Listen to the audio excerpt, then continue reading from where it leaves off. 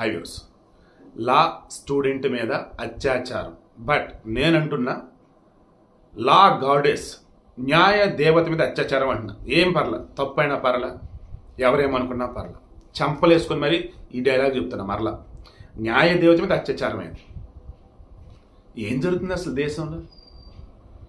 Normal వాళ్ళు భయపడి, చట్టం గురించి తెలిసినటువంటి ఆడపిల్లలు భయపడి, అసలు అంటే సిస్టమ్ అంటే ఇంత దరిద్రంగా ఉందని ఫిక్స్ అయిపోయారా? ఈ సిస్టమ్ ఇంకా ఆడవాళ్ళకి ఎవరు న్యాయం చేయాలని చెప్పి డిసైడ్ అయిపోయారా? ఏంటండి అసలు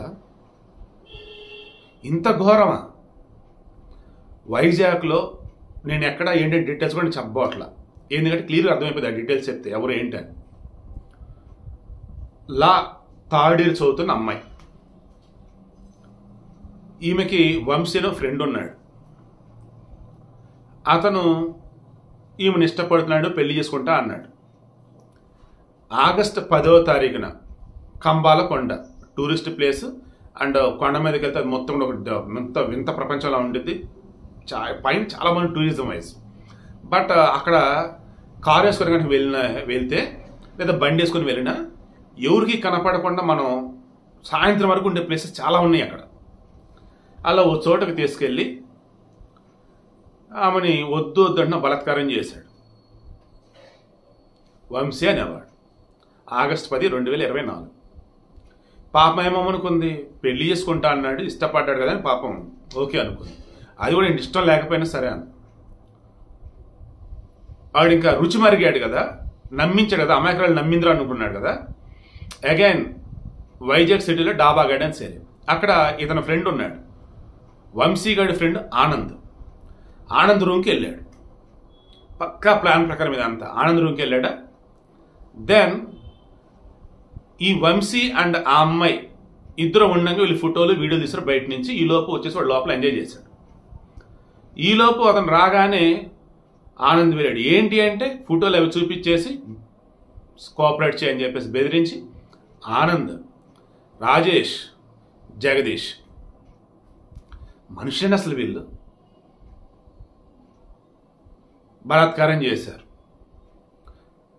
ఏం చేశారు, మరలా ఫోటోలు వీడియోలు తీశారు. నలుగురికి సంబంధించి ఆమెతో వాళ్ళు సెక్సువల్గా కలిసినప్పుడు ఫోటోలు వీడియోలు తీశారు. నెక్స్ట్ 2 నెలల తర్వాత అంటే సెప్టెంబర్, అక్టోబర్ ఫోన్ వచ్చింది మన నవంబర్లో.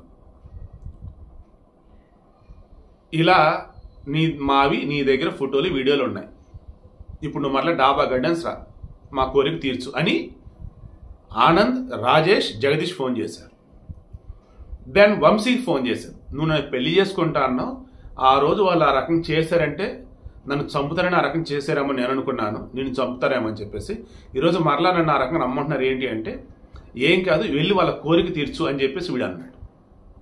ఇక దాంతో ఈ అమ్మాయికి ఇంకేం చేయలేంటో ఇదా ఒక మొన్న 18వ తారీఖు 18 నిన్న 18. ఇక ఆమె ఏం చేసింది, వాళ్ళ ఇంట్లో ఫ్యాన్ ఉరేసుకోపోయింది. ఉరేసుకుంటున్న మూమెంట్ అది. ఇమీడియట్గా వాళ్ళ నాన్న చూశాడు, ఆపేసి ఏమైంది ఏంటి అని చెప్పేసి అప్పుడు జరిగింది మొత్తం చెప్పారు. దెన్ పోలీసుల దగ్గరికి వెళ్ళారు, జరిగింది మొత్తం చెప్పారు. విచారణ చేసిన నిజమని తెలిసింది. వాళ్ళ నలుగురిని అదుపులోకి తీసుకున్నారని తెలుస్తుంది. నిజంగా ఎన్కౌంటర్ అంటూ చేస్తే క్రాస్ చెక్ చేసుకుని ఈ నలుగురిని చేయాలి. శిక్షలు కనుక వేయించగలిగితే న్యాయ దేవత కూడా ఇక మీద నా బిడ్డలంతా ధైర్యంగా ఉంటారు, ఒకవేళ తప్పు జరిగితే ధైర్యంగా వెళ్ళి కంప్లైంట్ ఇస్తారు, తప్పు జరగకుండా ముందు జాగ్రత్త పడతారు అనేబడే విధంగా శిక్షలు వేయాలి. హోంమంత్రి అనిత కూడా ఏమన్నారు, వారికి కఠిన శిక్షలు పడే విధంగా మేము చేస్తాం, అమ్మాయి కుటుంబం మేము అండగా ఉంటామన్నారు. ఆ అమ్మాయి కుటుంబానికి అండగా ఉండటం అంటే ఈ సమాజానికి మీరు ఒక మెసేజ్ ఇవ్వాలి. ఆడపిల్ల పట్ల మిస్బిహేవ్ చేయాలన్న ఆలోచన వచ్చిందంటే వాడికి భూమి మీద నూకలు చెల్లినట్లే అని చంద్రబాబు చెప్తున్నారు చూసా, అది నిజం చేయండి. ఇప్పుడు చెప్పండి, లా చదివే అమ్మాయి కూడా ఒకడిని నమ్మి 2 సార్లు మోసపోయి ఆ తర్వాత వాడి ఫ్రెండ్స్ వచ్చి కూడా ఆమె మీద బలాత్కారం చేశారు అంటే, ఆ తర్వాత మరలా అమ్మాయిని బ్లాక్మెయిల్ చేశారు అంటే ఏమవుతుంది ఈ సొసైటీ అండ్ ఆడవాళ్ళ యొక్క మైండ్ సెట్ ఏమవుతుంది?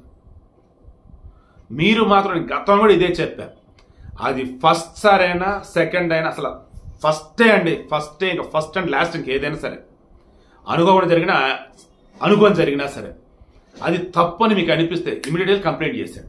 ఏం పర్లేదు, పేరెంట్స్ సపోర్ట్ తీసుకోండి, పేరెంట్స్ భయపడాలంటే ఫ్రెండ్స్ సపోర్ట్ తీసుకోండి, తెలిసిన సపోర్ట్ తీసుకోండి, లేదా ఒంటరిగా అయినా సరే వెళ్ళండి. పోలీసులు అంటే దొంగలకు సపోర్ట్ చేసే వాళ్ళు, రాజకీయాలకు సపోర్ట్ ఇలా కాదండి. అసలు మైండ్లోకి ఆలోచన రానికండి. వాళ్ళకి టెన్షన్లు ఉంటాయి, అది నిజమే, నేను ఒప్పుకుంటున్నా. కానీ ఒక బాధితురాలు వెళ్ళి అయ్యా ఇదిగో నాకు ఇంత ఘోరం జరిగింది, నేను బాధితురాలి, నా దగ్గర ప్రూఫ్లోనే ఎంత సాక్ష్యాలు చెప్పినప్పుడు ఖచ్చితంగా సాయం చేస్తారండి, నన్ను నమ్మండి. But be careful.